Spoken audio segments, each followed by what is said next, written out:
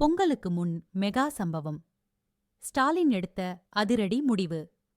இது செஞ்சா கண்டிப்பா திமுக ஆட்சிதான் அப்படின்னு உறுதியா இன்னைக்கு உளவுத்துறையும் சொல்லியிருக்கிறாங்க, பெண் நிறுவனமும் சொல்லியிருக்கிறாங்க. அது என்ன?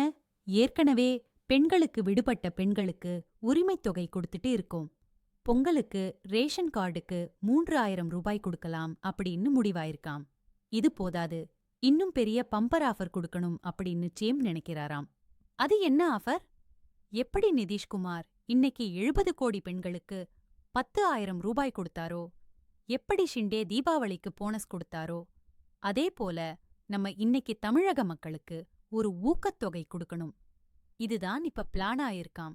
இந்த பிளான ஒர்க் அவுட் பண்றதுக்கு நிதித்துறைய கேட்டிருக்கிறாங்களாம்.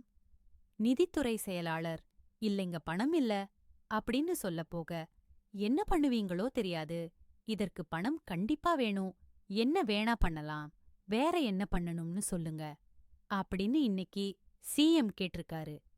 இப்போதே நிதித்துறை செயலாளர்கள் அவங்க மட்டத்துல ஆலோசனை பண்ணிட்டு இருக்கிறாங்களாம், எந்த பணத்தை எப்படி எடுத்து போடணும்னு. ஒரு விஷயத்துல இன்னைக்கு பெண் நிறுவனம் சபரீசன் உறுதியா இருக்கிறாராம்.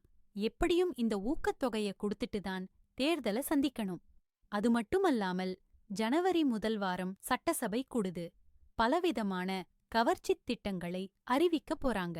ஏன்னா இந்த கூட்டத்தொடர் அப்படிங்கிறது கடைசி கூட்டத்தொடர். இந்த கூட்டத்தொடர்ல ரொம்ப முக்கியமா பல விஷயங்களை சொல்லப் போறாரு. ஏற்கனவே பழனிசாமி அவர்கள் இதே மாதிரி கடைசி கூட்டத்தொடர்ல 10.5% இட ஒதுக்கீட வன்னியர்களுக்கு கொடுத்தார். அதே போல இந்த கூட்டத்தொடர்லயும் இஸ்லாமிய கிறிஸ்தவ மக்களுக்கு மட்டுமல்லாமல் இன்னைக்கு பல விஷயங்கள்ல பண்ண போறாங்களாம். குறிப்பா இந்த ஹஜ் பயணிகள் வந்து தங்குறதுக்கு 2 நாளைக்கு முன்னாடி விமான நிலையத்துக்கு பக்கத்துல சிஎம் ஒரு அடிக்கல் நாட்டினார்.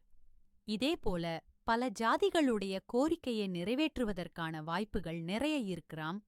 திமுக கண்டிப்பா ஜெயிக்கும், ஏன்னா 4 முனை போட்டி அப்படின்னு வந்தா கண்டிப்பா வரலாறுல ஆளுங்கட்சி தான் ஜெயிக்கும் அப்படின்னு சொன்னதுனால தெம்பா இருக்காங்களாம் ஸ்டாலின். குறிப்பா அதிமுக பலவீனமா இருக்குது, விஜய் வேட்பாளர் இல்லாம தடுமாறறாரு, கூட்டணியும் இல்லை, அப்ப ஈஸியா ஜெயிச்சரலாம் அப்படின்னு திமுக ஒரு மெகா கணக்கு போட்டிருக்கிறாங்களாம். நன்றி.